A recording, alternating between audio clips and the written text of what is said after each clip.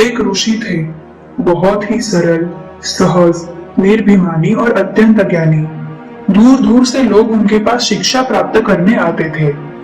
एक राजकुमार भी उनसे शिक्षा प्राप्त करने आया। राजकुमार ने बहुत मन लगाकर ज्ञान अर्जन किया। एक दिन ऋषि ने उस राजकुमार से कहा, जाओ बस, अब तुम्हारी शिक्षा पूर्ण हुई। अब इस शिक्षा का उपयोग करके तुम अपना और दूसरों का जीवन बेहतर बनाओ। राजकुमार ने जब उन्हें गुरु दक्षिणा देनी चाहिए तो गुरु ने कहा, अगर तुम मुझे गुरु दक्षिणा देना ही चाहते हो तो वो चीज लाओ जो पूर्णतः व्यर्थ हो। उस पर राजकुमार ने मन ही मन सोचा, गुरु अगर मांगते तो मैं उन्हें कुछ भी दे सकता था। ये गुरु ने क्या मांग लिया? ये तो बिल्कुल आसान चीज है भेंट में देने को। आसपास कितना कुछ व्यर्थ है, मैं तो कुछ भी गुरु को दे सकता हूँ।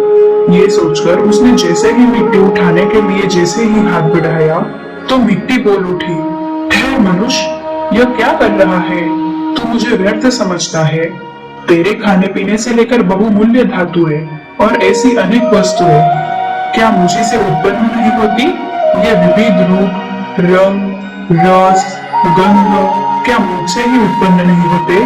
मिट्टी की बात सुनकर राजकुमार सोच में पड़ गए और फिर वो आगे बढ़ गया। वो थोड़ी ही दूर गया था कि उसने देखा कि एक स्थान पर गंदगी का ढेर लगा है। राजकुमार को लगा, इससे व्यर्थ तो कुछ और हो ही नहीं सकता। और ये सोचकर राजकुमार ने जैसे ही उसे उठाने के लिए अपना हाथ बढ़ाया तो उसमें से आवाज आई, रुको मानव, तुम मुझे व्यर्थ समझने की भूल भला कैसे कर सकते हो? क्या तुम भूल गए कि धरती को पोषित करने वाली खाद मुझसे ही बनती है? तुम्हारी फसलों को प्राण और पोषण मुझसे ही मिलता है।